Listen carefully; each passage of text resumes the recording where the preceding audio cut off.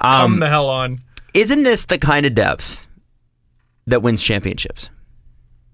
Isn't this the kind of depth where you're like, as much as it sucks that Josh Levo played 10 games last year, if you're saying we can confidently sit a guy who is capable of scoring 15 to 20 goals at his top end scoring, right?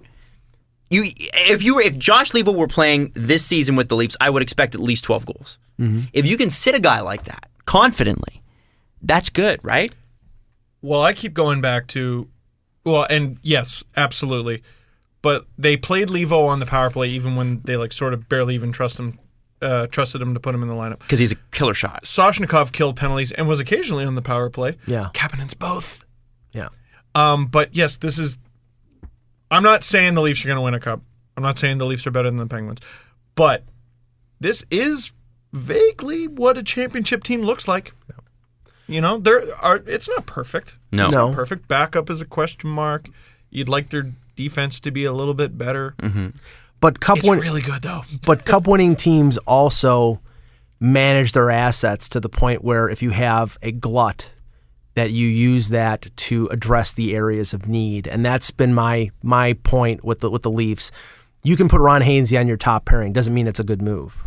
I mean, he may be adequate in that position, and it's a good stopgap, but it's really because they couldn't make something work during the offseason to get a Chris Tanev or Travis Hamonic. Or Travis. I mean, you know that JVR is on the block because everybody. I mean, it was at the draft. Everybody was saying JVR was offered in a Hamonic deal, and they went the other direction. They went the other direction and took 3 draft picks, which is a commentary on the Islanders and the fact that, they're supposedly trying to keep John Tavares, and they have a chance to get a winger who could play with John Tavares and probably score 40 goals if he was on Tavares' line, and instead they go out and they get Eberle, who he played in the World Junior with, so I get that was a move. But they got rid of all this salary. They traded a first-round pick to get Grabowski's money off the, and then what they do is they trade one of their best defensemen. So it's like one step forward, one step back.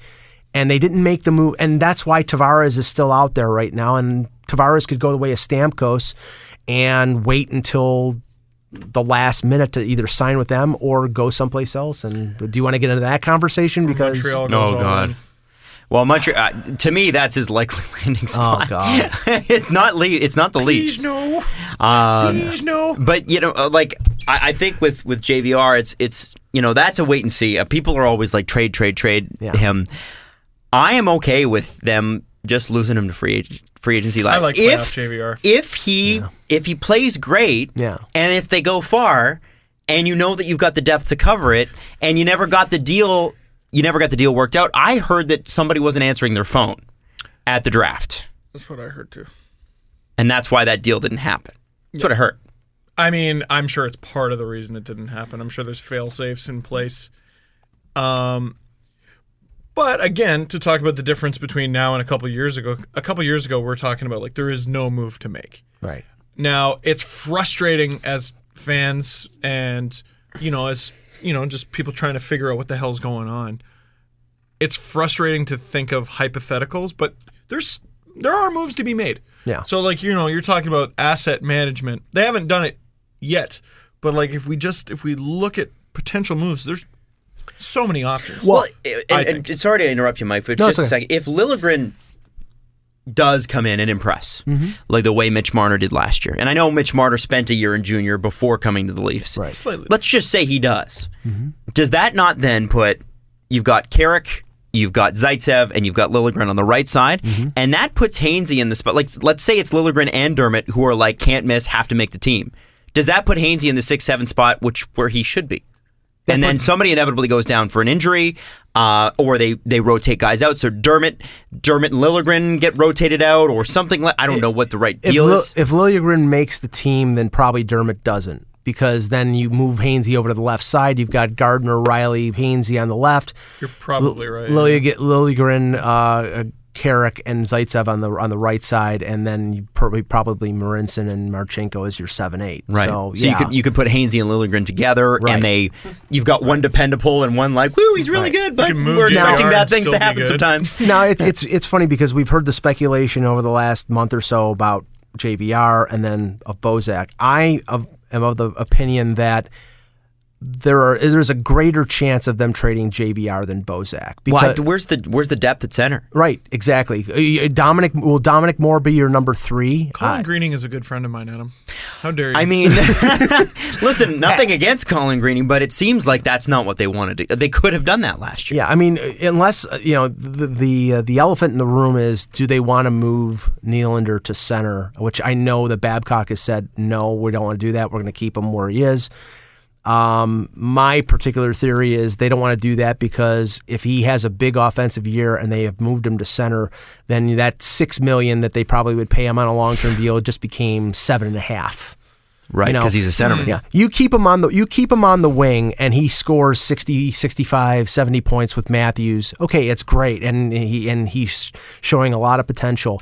But he's not playing the position that everybody thinks that he's eventually going to play. And playing center in the NHL, if you're scoring that amount of points at center, you're hitting the bank.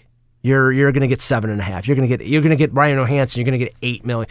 2 years of 60+, but you're going to get $8 million a year.